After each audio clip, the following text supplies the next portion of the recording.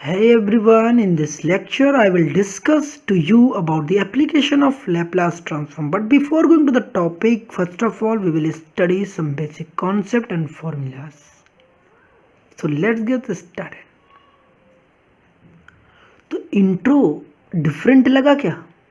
क्योंकि किसी भी न्यू टॉपिक को जिस तरीके से आपको इंट्रो डिफरेंट लग रहा होगा वहाँ पे, तो इसी तरीके से आप न्यू टॉपिक को भी अंडरस्टैंड करने जाते हो तो आपको डिफरेंट ही लगती है। बट अगर आप उसको धीरे धीरे प्रैक्टिस करते जाते हो तो वो आप क्या हो जाते हो, उससे यूज टू हो जाते हो। तो सिमिलर कॉन्सेप्ट यहाँ पे भी लगता है। आपके पास टॉपिक न्यू है, चीज़ें नहीं हैं, तो वहाँ पर आपको नया लगेगा, शुरुआत में आपको प्रॉब्लम भी होगी, बट आप प्रैक्टिस करते जाओगे, समझ में भी चीज़ें भी आएंगी। तो देखो यहाँ पर जो आज का हमारा लेक्चर है ना, वो क्या है, एप्लीकेशन ऑफ लैप्लास ट्रांसफॉर्म है। और जिसमें हमारे पास, जैसा कि हम जानते हैं, लैप्लास ट्रांसफॉर्म को एप्लीकेशन बहुत सारे हैं, मगर यहाँ पर जो हमारे टॉपिक्स, हमारे सिलेबस में जो चीज़ें हैं, वो सिलेबस में हमारे क्या है कि जो हमें अंडरस्टैंड करना, वो केवल अंडरस्टैंड करना linear differential equation with constant coefficient. नहीं समझ में आई? हमने कहा कि हम लोग वो लीनियर डिफरेंशियल इक्वेशन, अब डिफरेंशियल इक्वेशन तो भाई साहब आपने पढ़ा होगा, नहीं भी पढ़े होगे तो कोई बात नहीं, आप क्वेश्चन को देखते जाओ, धीरे धीरे आप अंडरस्टैंड कर जाओगे। हमने कहा कि आपको एक लीनियर डिफरेंशियल इक्वेशन को अंडरस्टैंड करना है यहाँ पर, और वो लीनियर डिफरेंशियल इक्वेशन में क्या आप अंडरस्टैंड करोगे, जहाँ पर जो लीनियर डिफरेंशियल इक्वेशन होगा उसका जो कोएफिशिएंट होगा वो कैसा होगा, कांस्टेंट होगा। दैट मीन्स देखिए, जैसे कि हमारे पास ये डिफरेंशियल हमारे पास है, ये इक्वेशन है, डिफरेंशियल पूरी ये इक्वेशन है, ठीक है। अब हमारे पास दिख रहा होगा, ये हमारे पास जो ये डिफरेंशियल डेरिवेटिव वाला पार्ट है, ये जो डेरिवेटिव पार्ट है उसका जो कोएफिशिएंट होता है, जो इसके साथ देखिए नंबर मल्टीप्लाइड होता है, वो क्या होता है, कांस्टेंट। जैसे कि यहाँ भी देखिए डेरिवेटिव वाला पार्ट है, उसका भी जो कोएफिशिएंट है वो कैसा, कांस्टेंट। तो कहने का मतलब यही है कि जब हमारे पास, हम लोग इस जो हमारे पास सिलेबस में है, बहुत सारे डिफरेंशियल इक्वेशन होते हैं, साइमल्टेनियस डिफरेंशियल इक्वेशन भी होते हैं, हमारे पास क्या होता है, linear differential equation in 2 variable भी होते हैं, 1 वेरिएबल भी होते हैं, मगर हमने क्या करना है, हमें केवल ये सॉल्व करना है, linear differential equation with constant coefficient को सॉल्व करना है। तो यहाँ पर जैसे कि आपको देख पा रहा है कि यहाँ पर देखो हमारे पास क्या है कि जो डेरिवेटिव वाला पार्ट है उसका जो कोएफिशिएंट है वो कैसा, कांस्टेंट है। यहाँ भी दिख रहा होगा कोई डेरिवेटिव का जो कोएफिशिएंट है वो कैसा, कांस्टेंट है। अब ये जो कांस्टेंट कोएफिशिएंट को हमें स्टडी करना है, तो फिर ज़्यादा बातें यहाँ बिल्कुल नहीं करूँगा आपके साथ, केवल आपको क्वेश्चन की प्रैक्टिस करूँगा। बट क्वेश्चन को करने से पहले कुछ ऐसी बातें हैं जो कि शायद जाननी चाहिए आपको, तो वो मैं आपको बता देता हूँ। वो कौन सी बातें हैं भाई, तो वो देख लो जरा। हमने कहा कि जब देखो आपके पास क्या पहले आया कि मैंने ये बताया कि ये चीज़ें थी आपके पास, कि जैसे कि आपको ये दिख रहा होगा d2y अपॉन का dt square plus dy upon का dt प्लस का y इक्वल टू 0। ये हमारा एक डिफरेंशियल इक्वेशन है। क्या है ये पूरा हमारा एक डिफरेंशियल इक्वेशन है। इक्वेशन क्यों कह रहे हैं, क्योंकि यहाँ पर इक्वल का साइन है, जब इक्वल का साइन लगा होता तो हम क्या कहते हैं, उसे इक्वेशन है। तो ये डिफरेंशियल इक्वेशन है। अब डिफरेंशियल इक्वेशन क्यों कहते हैं, क्योंकि यहाँ पर डेरिवेटिव इन्वॉल्व है। जब डेरिवेटिव होता है तो दैट मीन्स और इक्वल का साइन है तो डिफरेंशियल इक्वेशन। लीनियर क्यों बोल रहे हैं, कि इसकी पूरी की जो पावर दिखती है वो 1 दिखती है। नहीं भी समझ में कोई दिक्कत नहीं, आपको जिस तरीके क्वेश्चन करा रहा हो आप उसकी प्रैक्टिस करें ना, आपको चीज़ें समझ में आ जाएगी। हमने कहा कि देखो अब यहाँ पर आपको दिख रहा है, अभी इसको हम लोग सॉल्व करना भी सीखेंगे, ठीक है, कुछ क्वेश्चन भी करेंगे। तो सबसे पहले आप इसको थोड़ी सी कंडीशन आप देख लो। हमने कहा जैसे कि आपको ये इक्वेशन दे रखी है, आपके पास ये डिफरेंशियल इक्वेशन गिवन है। अब इस डिफरेंशियल इक्वेशन को, पहला तो ये है, सेकंड डिफरेंशियल इक्वेशन को जैसा कि आप देखो, ये मेरे पास सेकंड डिफरेंशियल इक्वेशन है। हमने कहा कि इस डिफरेंशियल इक्वेशन को कई फॉर्म में देखो एक्सप्रेस कर सकते हैं, जैसा कि आपको दिख रहा है, ठीक है, मैं आपको यहाँ दिखा देता हूँ। हमने कहा कि यहाँ पर देखो इस इक्वेशन को ही आप इस तरीके से भी एक्सप्रेस कर सकते हो, इसी इक्वेशन को ही आप इस तरीके से भी एक्सप्रेस कर सकते हो, और इसी इक्वेशन को ही आप इस तरीके से एक्सप्रेस कर सकते हो। दैट मीन्स एक डिफरेंशियल इक्वेशन को डिफरेंट फॉर्म्स में एक्सप्रेस किए जाते हैं। अब उसका वे ऑफ एक्सप्रेशन भी किस तरीके से एक्सप्लेन किया जाता है, किस तरीके से एक्सप्रेस किए जाते हैं, उसको भी आपको अंडरस्टैंड करना पड़ेगा। क्योंकि ऐसा हो सकता है कि आप जब क्वेश्चन करने जा रहे हो वो डिफरेंट फॉर्म्स में देंगे और आपको फॉर्म्स ही ना पता हो, तो भाई साहब कैसे करोगे। वो तो अंडरस्टैंड करना पड़ेगा कि कैसे और भी एक क्वेश्चन को किस तरीके और भी हम लोग रिप्रेजेंट कर सकते हैं। तो देखो यहाँ पर सबसे पहले कि जैसे कि मैं आपको बता दूं कि कभी भी आपके पास ये चीज़ आती है, अगर आपने पढ़ा भी होगा नहीं भी पढ़ा होगा तो यहाँ देख लो। हमने कि कभी भी आपके पास ना, आपके पास ये आता है dy अपॉन का dt, dy अपॉन का dt, तो जो इतना पार्ट होता है ना ये d अपॉन का dt वाला पार्ट, ठीक है, क्या मैंने बताया, केवल d अपॉन dt वाले पार्ट को, इस वाले पार्ट को हम लोग क्या बोलते हैं, कैपिटल का D बोलते हैं। क्या बोलते हैं, कैपिटल का D बोलते हैं। समझ में आया? तो देखो इतना पार्ट क्या हो गया मेरा, ये वाला जो पार्ट दिख रहा है, ये वाला पार्ट, ये वाला पार्ट मेरा क्या होगा D, और बगल में लगा था y, तो इसको लिख लोगे dy। समझ में आ रही? इसका मतलब हो गया कि आप दूसरी एक बात सुनना, जब यहाँ लिखा गया ना dy अपॉन का dt, अब ये कैसे लिखते हो, कभी समझ नहीं आया तो देख लो एक बार इक्वेशन। सपोज करो यहाँ पर होता है y, ये एक अलग चीज़ है, हमने कि यहाँ पर होता टी स्क्वायर प्लस का 2 होता। तो बताओ राइट हैंड साइड में बताओ मेरा कौन सा वेरिएबल है, टी स्क्वायर, टी है कि नहीं है? तो जब राइट हैंड साइड में मेरा टी होता है तो बताओ रिस्पेक्ट किसके रिस्पेक्ट में डिफरेंशिएट करता, टी के रिस्पेक्ट में। अगर इधर टी दिख रहा था, टी के रिस्पेक्ट में डिफरेंशिएट करते, ये मेरा वाई था। तो ये जो मेरा वाई होता है, ये जो ऊपर वाला वाई होता है, ये वाई, ये जो वाई है मेरा, तो यहाँ पर मैं दिखा देता हूँ, ये जो मेरा टी है, वाई को भी मैं बता रहा हूँ, ठीक है, वाई और ये मेरा टी है। तो वाई जो होता है वो मेरा डिपेंडेंट वेरिएबल होता है, वो मेरा क्या होता है, ये मेरा डिपेंडेंट वेरिएबल होता है, डिपेंडेंट वेरिएबल। लिख तो लोगे ना भाई स्पेलिंग, अब यहाँ स्पेस है नहीं, फिर भी मैं यार दिखा देता हूँ, ठीक, यहाँ पर दिखा देता हूँ, लिख लेना यहाँ पर अच्छे से आप, ठीक है। तो ये क्या हो गया, ठीक है, मैं यहीं पर लिख देता हूँ, ये मेरा क्या हो जाएगा, डिपेंडेंट वेरिएबल, डिपेंडेंट वेरिएबल, और जिसके रिस्पेक्ट में करते हो डिफ्रेंसिएशन, वो मेरा क्या होता है, इंडिपेंडेंट वेरिएबल, इंडिपेंडेंट वेरिएबल। अगर आपको ये जानना हो कि डिपेंडेंट वेरिएबल और इंडिपेंडेंट वेरिएबल क्या होते हैं, तो फिर मैंने एक अलग से प्लेलिस्ट बना रखा है कांस्टेंट वेरिएबल एंड कोएफिशिएंट के बारे में, वहाँ पर आप देख लेना, वहाँ पर मैंने डिस्कस किया है, ठीक है। तो आप एक बार उसको देख लेना। अगर आपकी अंदर की जो होती है ना क्यूरियोसिटी, अगर आपको लगता है कि आपके अंदर क्यूरियोसिटी है, जानना चाहते हो तो देख लेना भाई, नहीं जानना चाहते तो कोई भी आपका काम चल जाएगा, ठीक है, कोई बात वाली ऐसी कोई बड़ी बात भी नहीं है। हमने कि y क्या है, डिपेंडेंट वेरिएबल है, और t क्या है, डिपेंडेंट इंडिपेंडेंट वेरिएबल है। जिसके रिस्पेक्ट में करते हो वो मेरे इंडिपेंडेंट वेरिएबल, और यहाँ पर क्या होगा, ऊपर y का जिसका कर रहे हो क्या होता है, मेरा डिपेंडेंट वेरिएबल। तो यहाँ पर जब आप क्वेश्चन देखते हो तो इसको हम लोग ऐसे रिप्रेजेंट कर सकते हैं। पहला हमने ये देखा, कभी ऐसे दिया तो ऐसे रिप्रेजेंट करोगे, कभी ऐसे दिया हो, देखो d2y अपॉन का dt स्क्वायर प्लस का, यहाँ पर दे रखा है मेरे पास, सपोज कर लो कि d, मतलब यहाँ लिखा है कि dy अपॉन का dt लिखा गया, प्लस का मेरे पास लिख दिया गया है 2 लिख दिया गया।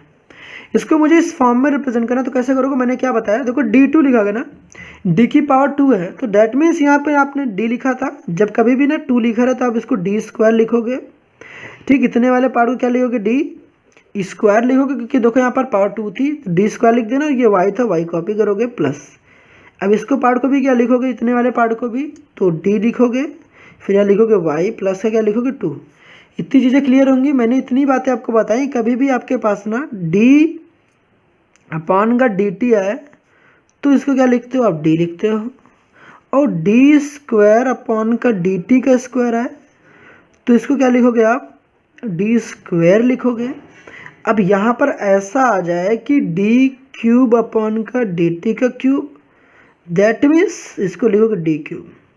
इतनी चीज़ें क्लियर होंगी। अगर यहाँ पर एक बार लिखा गया, देखो यहाँ d लिखा गया केवल, तो दैट मीन्स इसका 1 टाइम्स डेरिवेटिव करा गया, कितनी टाइम्स, 1 टाइम्स डेरिवेटिव करना है, 1 टाइम्स डेरिवेटिव मतलब 1 टाइम डिफरेंशिएशन किया गया।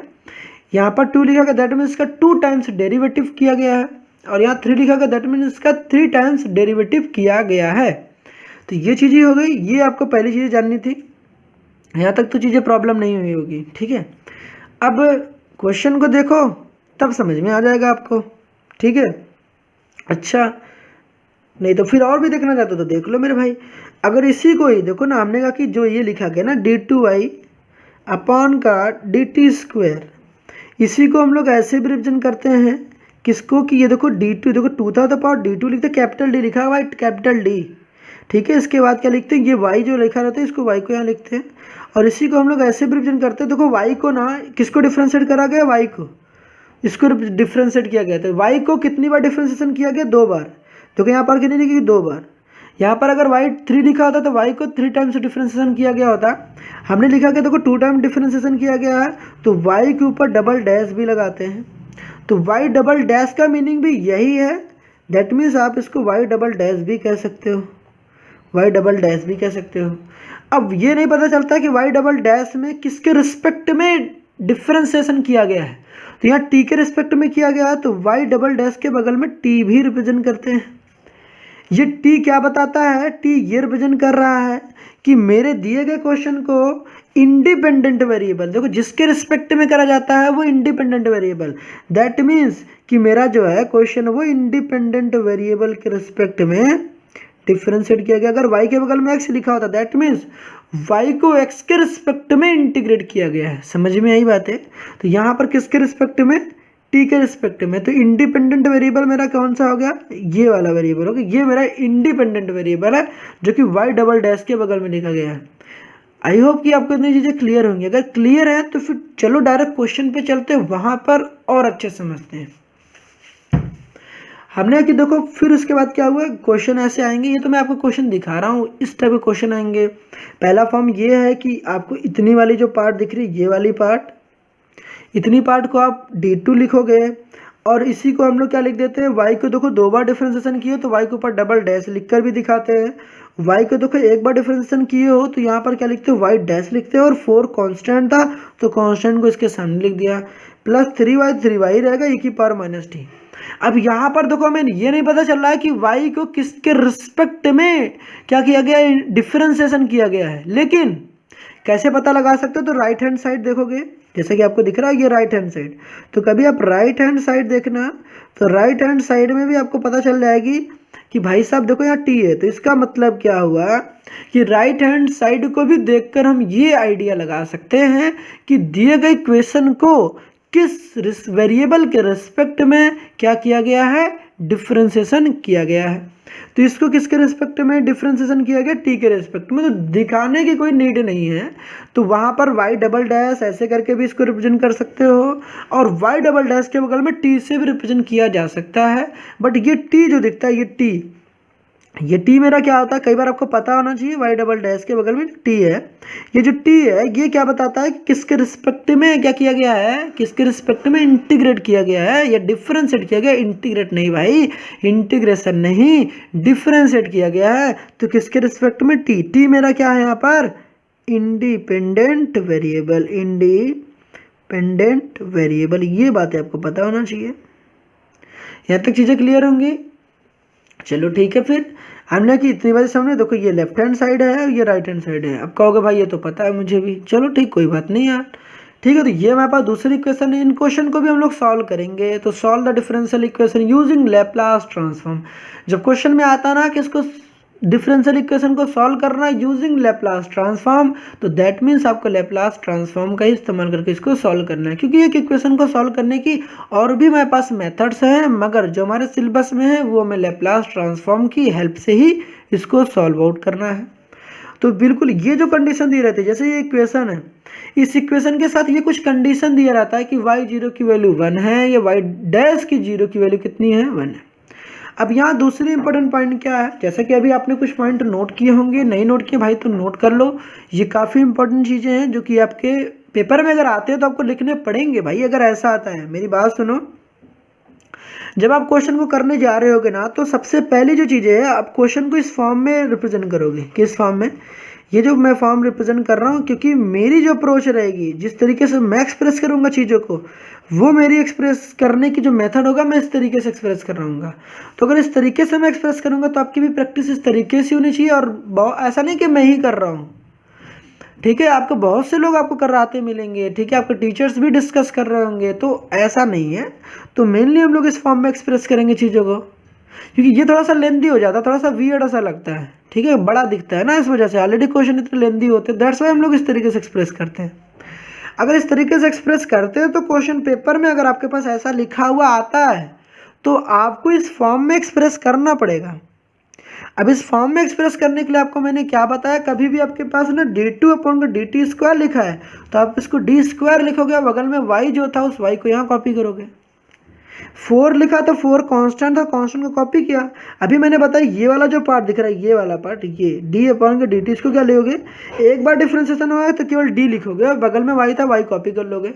सिमिलरली 3y, यहाँ तो डेरिवेटिव है नहीं, डेरिवेटिव को हम लोग भाई इस तरीके से रिप्रेजेंट करते हैं। अब यहाँ तो डिफ्रेंसिएशन किया नहीं गया तो इसको एज इट इज कॉपी कर लेंगे और ये भी ऐसी कॉपी रहेगी। ये जो कंडीशन है इसको हम लोग बोलते हैं बाउंड्री कंडीशंस, या फिर बोलते हैं क्या, बाउंड्री वैल्यूज या इनिशियल वैल्यूज कंडीशन। अब यहाँ पर आपको एक चीज़ पता होनी चाहिए, जैसे ये लिखा गया इनिशियल वैल्यूज कंडीशन। अब यहाँ पर ना मैं आपको यहाँ पर बता दे रहा हूँ, क्वेश्चन आप सॉल्व करने जा रहे हैं तो ये पेज आपको अच्छे से रिमेंबर होनी चाहिए कि मैंने क्या बता रखा है। पहला कि आपके पास कभी भी ना y0 लिखा गया है, ठीक है, यहाँ पर y0 और यहाँ पर 1 लिखा गया है, दैट मीन्स ये y देखे, देखो अभी मैंने बताया ना y के बगल में भी चीज़ें लिखी रहती है, y डैश के बगल में, तो ये जो लिखी रहती हैं ये जो होती है मेरी t की वैल्यूज़ होती हैं। किसकी वैल्यूज़ होती है, मेरी t की वैल्यू होगी t, या फिर कह दो कि जैसे सपोज करो ये मेरा क्वेश्चन अगर x के रिस्पेक्ट में मेरा डिफरेंशिएशन किया गया होता, अगर हम लिखा होता x के रिस्पेक्ट में डिफरेंशिएशन किया होता, तो यहाँ पर जो मेरी जो होती वो जो वैल्यूज होती ना, ये 0 मेरी x की होती थी, लेकिन हमने जो डिफरेंशिएशन किया है वो t के रिस्पेक्ट में किया गया है। अगर आपके ये पेपर में आपके ये नहीं दिया रहेगा तो कम से कम राइट हैंड साइड तो दिया होगा। राइट हैंड साइड में अगर आपके पास t लिखा है तो दैट मीन्स यहाँ पर जो वैल्यू लिखी गई वो t की लिखी गई है। अगर राइट हैंड साइड में x लिखा होता तो भाई साहब ये वैल्यूज किसकी होती है, x की। तो यहाँ पर ये जो 0 है, t की वैल्यू कितनी दे रखी है, यहाँ पर t की वैल्यू 0 गिवन है, ठीक है। दैट मीन्स यहाँ पे जो वैल्यू दी रहती है वो मेरी इंडिपेंडेंट वेरिएबल की वैल्यूज होती है। और ये जो y देख रहा है, ये y किसकी वैल्यू, y की वैल्यू 1 है, y0 की वैल्यू कितनी है, 1 है, y0 की वैल्यू कितनी है, 1, y0 की वैल्यू कितनी है, 1, मगर इसमें t की वैल्यू कितनी है, तो t की वैल्यू कितनी है, 0। अब इसका इस्तेमाल कहाँ करेंगे, तो क्वेश्चन देखोगे ना भाई तब आपको समझ में आएगी।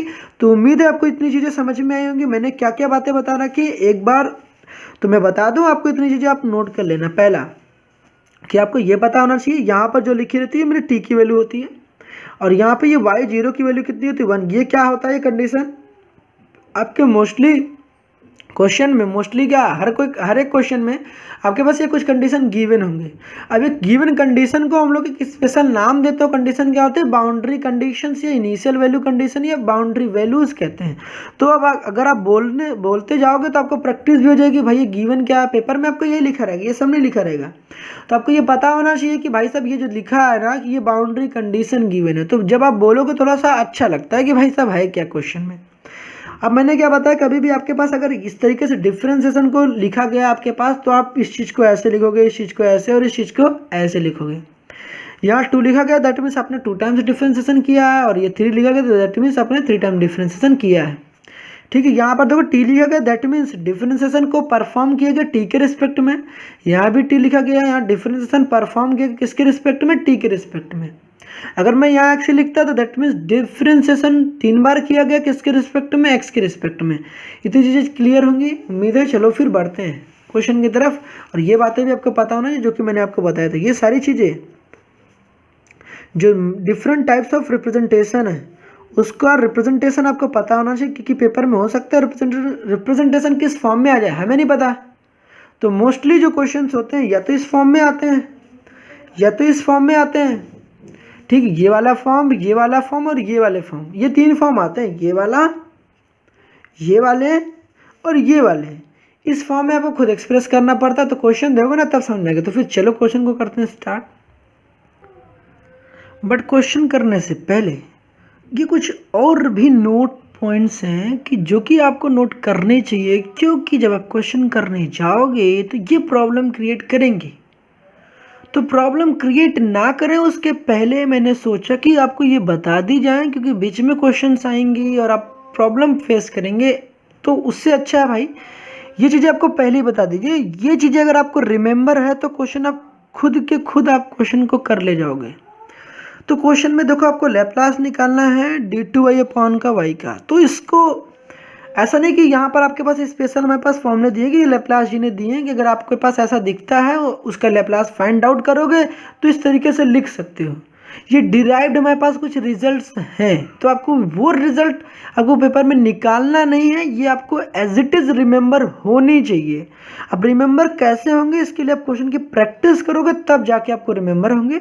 बट एक बार नोट तो करना बनता है भाई, आपको एक बार थोड़ा समझना तो पड़ेगा ना। तो चलो समझो, हमने कि लैप्लास निकालना है d2y/y का, दैट मीन्स y को 2 टाइम्स डिफ्रेंसिएशन किया हुआ है, उसका लैप्लास फाइंड आउट करना है। तो इसको किस तरीके से एक्सप्रेस करते हैं, इसको हम लोग क्या करते हैं, देखो d की पावर कितनी है 2, अगर d की पावर 2 है दैट मीन्स आपको ना s की पावर भी आपको 2 से स्टार्ट करना है। लैप्लास पढ़ रहे हो भाई, तो लैप्लास में जैसा कि आप जानते हो function of t function of s में कन्वर्ट होता है, तो s के फॉर्म में तो एक्सप्रेस करोगे ही करोगे। तो जितनी d की पावर है उतनी पावर से आपको s को स्टार्ट करना है, ठीक है, उतनी पावर से स्टार्ट करना है। बगल में क्या लोगे, लैप्लास किसका निकालोगे, लैप्लास ऑफ y, किसका निकालोगे, लैप्लास y का लैप्लास निकालोगे, तो लैप्लास ऑफ y निकालोगे, ठीक है। फिर बगल में क्या करोगे, माइनस s की पावर देखो 2 था, तो फिर एक कम करोगे, s की पावर कितना हो जाएगा, s की पावर 1 हो जाएगा। लैप्लास ऑफ y, फिर यहाँ पर कितना लिखोगे, y0, क्या लिखोगे, y0। फिर s की पावर एक कम और कम करोगे, s की पावर 0, s की पावर 0 कितना आता है 1, तो हमने क्या लिया, यहाँ क्या लिखोगे, माइनस y' कितना होगा 0।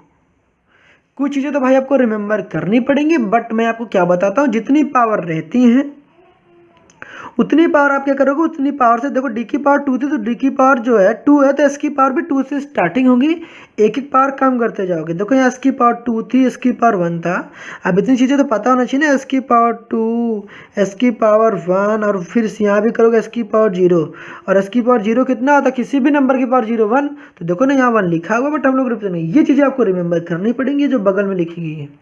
थोड़ी एक दो बार प्रैक्टिस करोगे चीज़ें समझ में आ जाएंगी। अब बताओ यहाँ पर कैसे रिप्रेजेंट करोगे, यहाँ d³ लिखा गया है ना, तो डेट मीन्स आपको यहाँ पर लिखना कैसे, s³, ठीक है, लिखना है s³, फिर यहाँ पर लिखना है लैप्लास ऑफ y की लैप्लास, फिर माइनस s की पावर 3 थी, अब कितना हो जाएगा, s² हो जाएगा।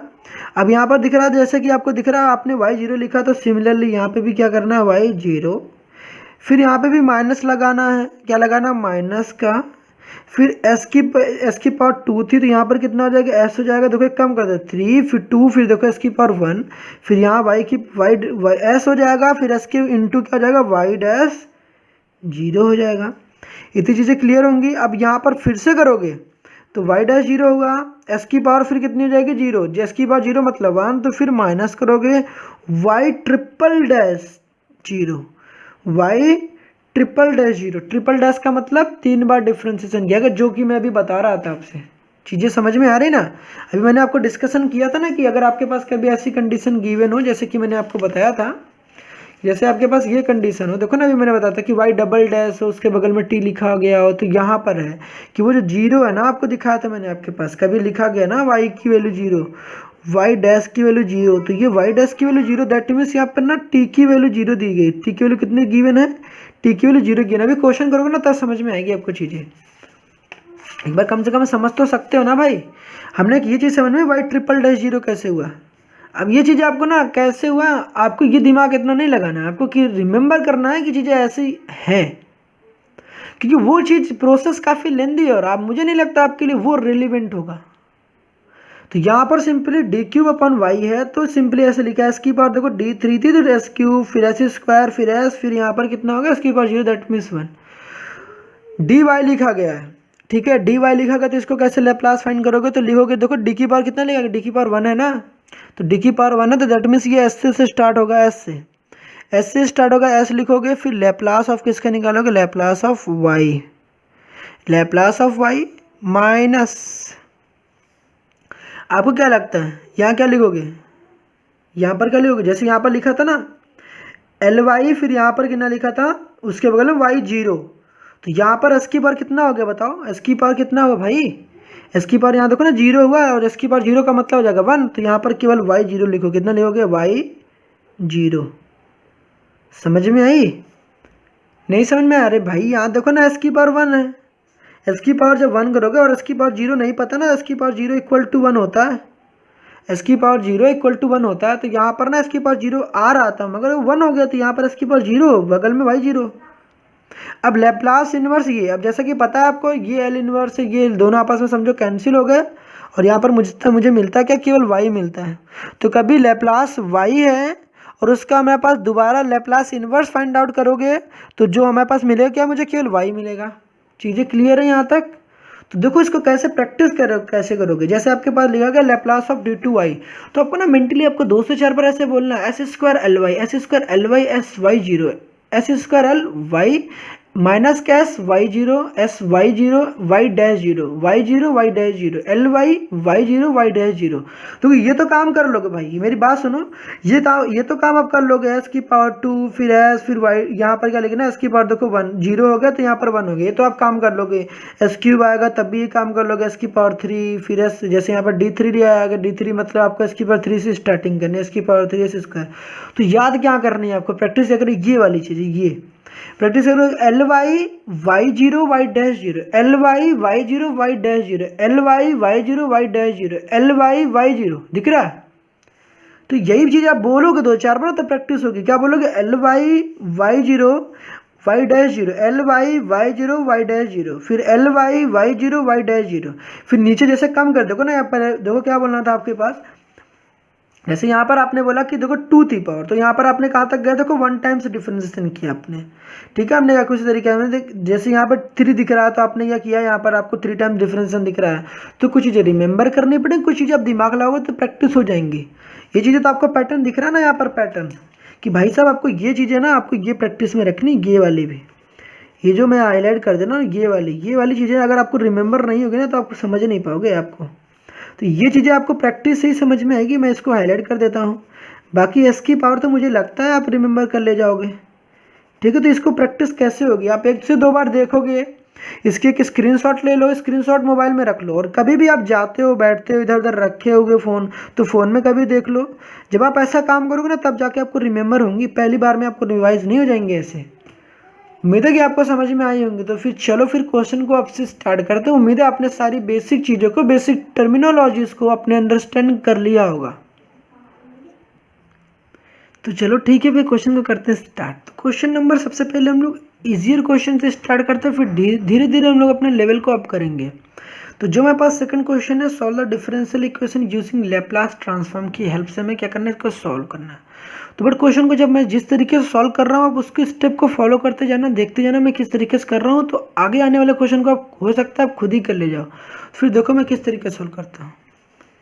हमने क्या, सबसे पहले आपने सोल्यूशन लिखा अपने क्वेश्चन को। सबसे पहले ये तो बाउंड्री कंडीशन है जिसकी भी रिक्वायरमेंट नहीं है, अभी नहीं है, बाद में पड़ेगी। कहाँ पड़ेगी अभी हम लोग देखते हैं, ठीक है। अभी सबसे पहले ये जो मेरे पास ना डिफरेंशियल इक्वेशन ये वाली, इसे पहले कॉपी करो, y डैश प्लस का 4y this is equal to 0। इसको ना कैपिटल डी के फॉर्म में एक्सप्रेस करो। किस फॉर्म में, कैपिटल डी के फॉर्म में एक्सप्रेस करो। किस फॉर्म में, कैपिटल डी के फॉर्म में।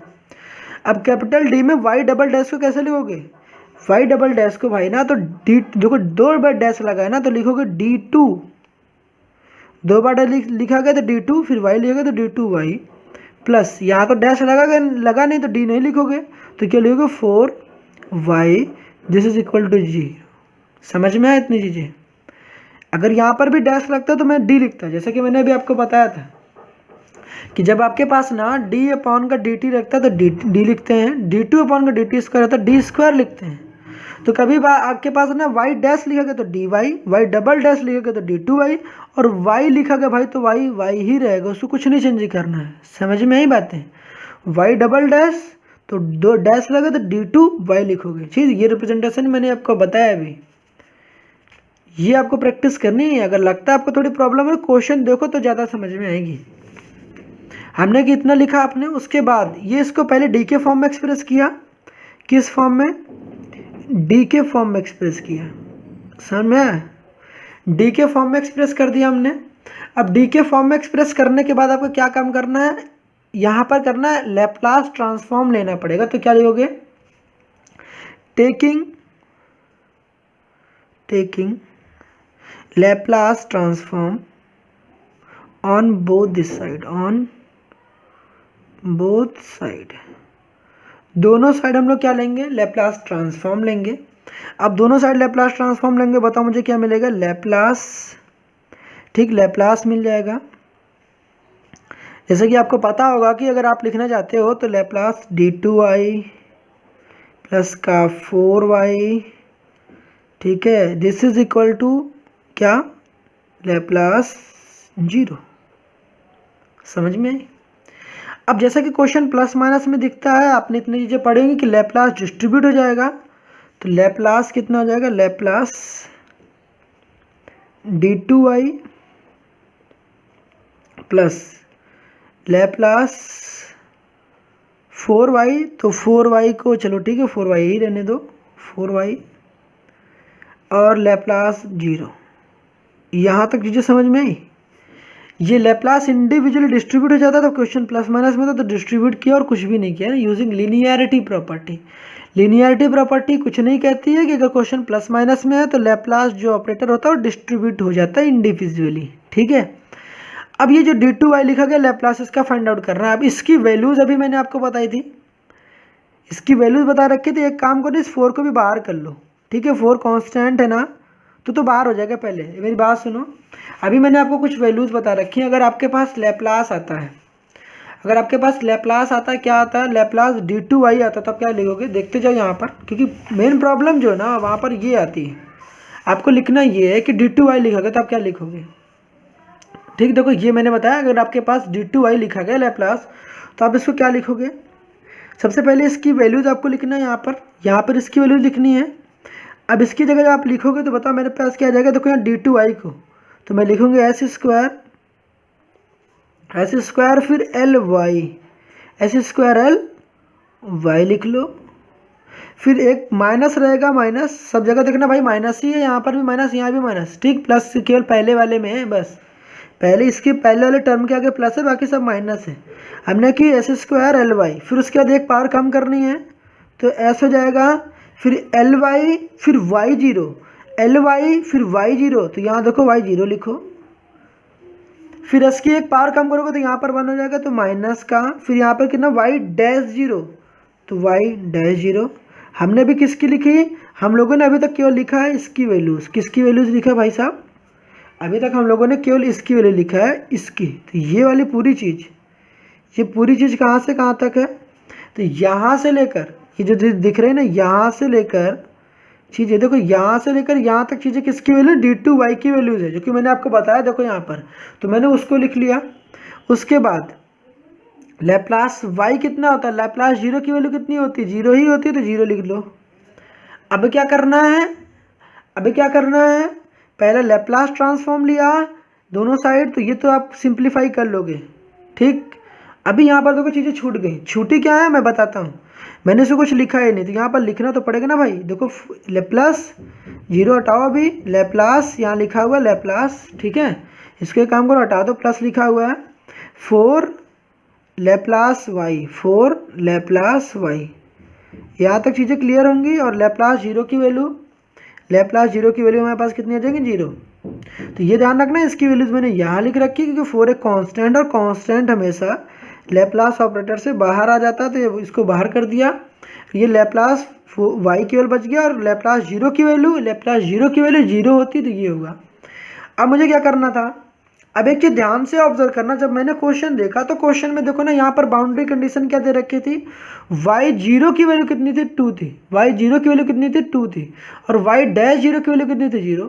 तो y0 की वैल्यू बताओ मेरे पास कितनी है, y0 की वैल्यू मेरे पास कितनी है, 2 है, देखो ना ध्यान से, y0 की वैल्यू कितनी है, 2 है, तो यहाँ पर y0 की वैल्यू 2 पुट कर देंगे। y डैश 0 की वैल्यू कितनी है, y डैश 0 की वैल्यू 0, तो y डैश 0 की वैल्यू 0 है, तो यहाँ पर करना कि बस आपको वैल्यूज पुट कर देनी है, तो एस स्क्वायर, तो फिर एल वाई हो जाएगा, उसके बाद एस y0 की वैल्यू देखो ना, y0 की वैल्यू 2 थी, तो y0 की वैल्यू 2, तो यहाँ पर हो जाएगा 2s, चीज़ें क्लियर होंगी, माइनस y डैश 0 की वैल्यू, 0, तो 0 लिख लो, प्लस 4 लिखा था 4, तो 4 ly लिख लो, 4 लैप्लास ऑफ y, इधर कितना है 0।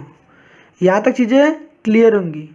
अब क्या करोगे, अब करना क्या है, इन दोनों को साथ ले लो, क्योंकि यहाँ पर एल वाई इसके साथ भी है, एल वाई इसके साथ भी है, तो लाइक टर्म को एक साइड कर लो। तो जब करोगे बताओ मुझे क्या मिलेगा, एस स्क्वायर एल वाई, ठीक, प्लस का 4 लेप्लास वाई, यहाँ पर माइनस का 2s है, यहाँ पर कितना है हमारे पास, माइनस के 0, तो माइनस 2s को मैं राइट हैंड साइड ट्रांसपोज कर देता हूँ, उधर भेजता हूँ, तो माइनस का 2s प्लस का 2s में कन्वर्ट हो जाएगा। माइनस 2s इधर गया है इस राइट हैंड साइड को, तो माइनस 2s प्लस का 2s हो जाएगा, माइनस 0 कोई का मीनिंग नहीं है, समझ में आया क्या यहाँ तक। तो एस स्क्वायर माइनस 2s को भाई यहाँ भेजा, ठीक है इधर, ठीक है। तो यहाँ पर माइनस 2s था, तो जब भी राइट हैंड साइड इक्वल का साइन लिखा गया हो और कोई चीज़ माइनस का हो तो राइट हैंड साइड भेजोगे तो माइनस का तो उधर प्लस हो जाता है, ठीक है। अगर इधर प्लस होता मुझे इधर लाना पड़ता तो प्लस वाली चीज़ इधर आती तो माइनस हो जाती, इतनी बातें तो भाई आपको पता ही होंगी। तो यहाँ तक चीज़ें समझ में आई। अब बताओ दोनों में ही लेप्लास वाई है क्या, दोनों में ही लेप्लास वाई है क्या। अगर दोनों में ही लेप्लास वाई है, दोनों में देखो यहाँ पे भी और यहाँ पे भी, हमने कहा था कि आप कॉमन कब लेते हो, कॉमन जब आपका क्वेश्चन प्लस माइनस में हो, और यहाँ भी चीज़ें सेम है, यहाँ भी सेम है, तो क्या कर लोगे, लेप्लास वाई कॉमन ले लो। लेप्लास वाई भाई साहब आपने कॉमन ले लिया। अब बताओ अंदर क्या बचेगा, अंदर केवल बचेगा एस स्क्वायर प्लस का 4, इतनी चीज़ें क्लियर है क्या, एस स्क्वायर प्लस का 4, और यहाँ क्या बचेगा 2s। अब ये चीज़ इंटू में है, ये चीज़ इंटू में ना भाई, कॉमन लिए हो तो एल वाई बाहर लिख लिया, और ये एस स्क्वायर प्लस का 4 बचा अंदर। अब इसको इंटू में उधर भेज दो डिवाइड में, तो यहाँ पर क्या बचेगा, केवल लेप्लास ऑफ वाई, और यहाँ क्या बचेगा बताओ, 2s अपॉन का एस स्क्वायर प्लस का 4। यहाँ तक चीज़ें क्लियर है, एस स्क्वायर प्लस का 4। अब बताओ जब लेप्लास वाई है ना, देखो जब लेप्लास वाई निकाल लेना, अभी देखो मैंने बताया था आपको एक स्टेप, लेप्लास वाई का आप लेप्लास इन्वर्स निकालोगे, लेप्लास वाई का लेप्लास इन्वर्स निकालो, क्या मुझे मिलेगा वाई। तो यहाँ पर taking L inverse on both side, तो क्या करना है आपको, लेप्लास इन्वर्स निकालना है। तो लेप्लास इन्वर्स जब इसका निकालोगे तो लेप्लास इन्वर्स किसका, एल वाई का, तो बता मुझे क्या मिलेगा, क्या मिलेगा भाई, केवल वाई तो मिलेगा ना, लेप्लास इन्वर्स इधर भी लिखो ना। तो दो 2 कांस्टेंट है, कांस्टेंट को बाहर कर लो, तो कांस्टेंट को मैंने बाहर कर लिया, तो बताओ अंदर केवल क्या बचेगा, एस अपॉन एस स्क्वायर, 4 को मैं 2 का स्क्वायर लिख सकता हूँ, बिल्कुल लिख सकता हूँ, लिखा ही क्योंकि हमें पता है, क्या पता है कि ये कितना हो जाएगा, ये तो वाई हो जाएगा, अभी मैंने बताया आपको। देखो लेप्लास इन्वर्स एल वाई क्या होता है, वाई होता है, ये संपूर्ण संस्कृत देखिए एल इन्वर्स, और ये आपस में कैंसिल हो गए, ये क्या बचा मुझे, केवल वाई, दोनों आपस में कैंसिल हो गए, केवल मुझे क्या मिलेगा, वाई। अब ये वाई मिल गया। अब 2 था यहाँ पर, Laplace inverse S upon S square plus का A square, S upon S square plus का ए स्क्वायर, अरे भाई पढ़ा था ना फॉर्मूला, किसका फॉर्मूला होता है, cos 80, क्योंकि प्लस लगा गया, बीच में प्लस है, यहाँ पर नीचे देखो प्लस है, तो cos 80 हो जाएगा, तो एक ही जगह कितना 2, तो cos 2t, तो 2 cos 2t क्या हो जाएगा हमारा आंसर। तो ये था हमारा फाइनल आंसर। उम्मीद है आपको समझ में भी आई होंगी, नहीं समझ में आई तो देखो, अगर आप एक स्टेप ऑब्जर्व करोगे, देखो चीज़ें पहले मैंने आपको रटाया नहीं, ठीक है, उसके बाद हमने क्या बताया, आपको स्टेप खुद से फॉलो करने हैं। अगर आप एक बार आपने क्वेश्चन को देखा मैंने क्या क्या किया, आपने अगर उसको ध्यान से ऑब्जर्व किया होगा तो आप समझ जाओगे इसके बाद मुझे करना क्या है, ठीक है। तो देखो मैं क्या बता रहा हूँ, सबसे पहले मेरा क्वेश्चन जो भी दिया रहेगा उसको डी के फॉर्म में एक्सप्रेस करोगे, ये आपकी पहली कंडीशन होगी, पहली कंडीशन कि दिए गए क्वेश्चन को टी के फॉर्म में एक्सप्रेस करोगे, ये आप लिख लेना अपनी कॉपी में, ठीक है।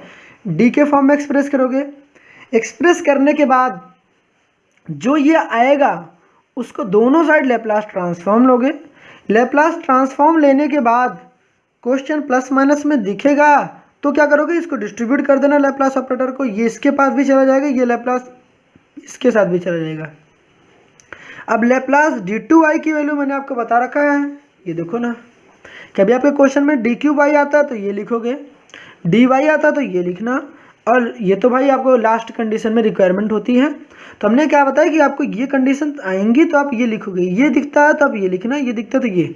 तो मैंने क्या बताया, लैप्लास लिखा, फॉर्मूला इस्तेमाल का जो मैंने आपको बताया वो आप इस्तेमाल किया आपने। उसके बाद यहाँ कांस्टेंट है तो कांस्टेंट बाहर चला गया।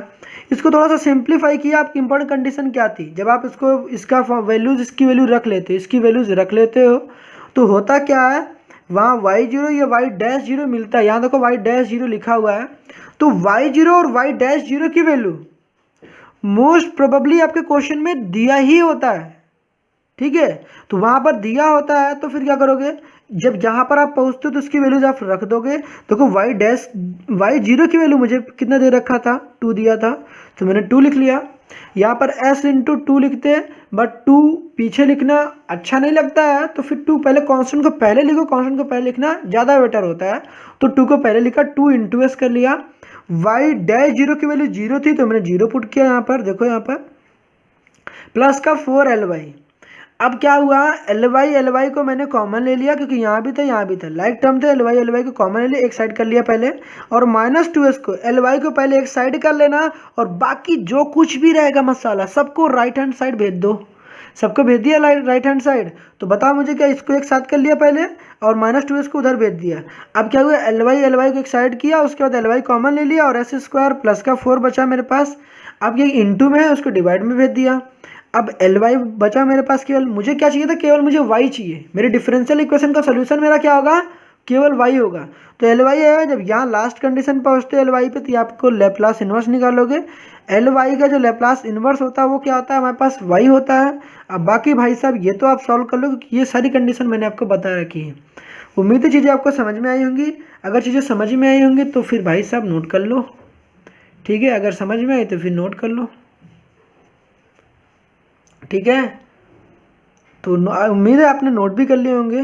पहले ये नोट कर लो, उसके बाद ये इंपॉर्टेंट कंडीशन आपको बताई थी, ये नोट की पॉइंट है। अगर ऐसे नहीं दिखता तो ऐसे नोट कर लो, ठीक है। ये ठीक है, ये कंडीशन थी आपके पास, हटा देता हूँ मैं इसको। अब भी नोट कर लो, ले लिया स्क्रीनशॉट। अगर स्क्रीनशॉट ले लिया भाई, स्क्रीनशॉट ले लोगे तो आपको क्या फ़ायदे होंगे, कभी भी आप बैठे हो, ठीक है, कहीं भी बैठे हो आप देख सकते हो मोबाइल में, ठीक है। ये फ़ायदे होंगे। अगर आप लिखते हो तो आपकी सेल्फ प्रैक्टिस होगी, तो आप लिखना भी, कि देखने से केवल काम नहीं बनने वाला है। तो उम्मीद है आपको चीज़ें आज की समझ में आई होंगी। तो फिर मिलते हैं नेक्स्ट लेक्चर में, तब तक के लिए ऑल द बेस्ट।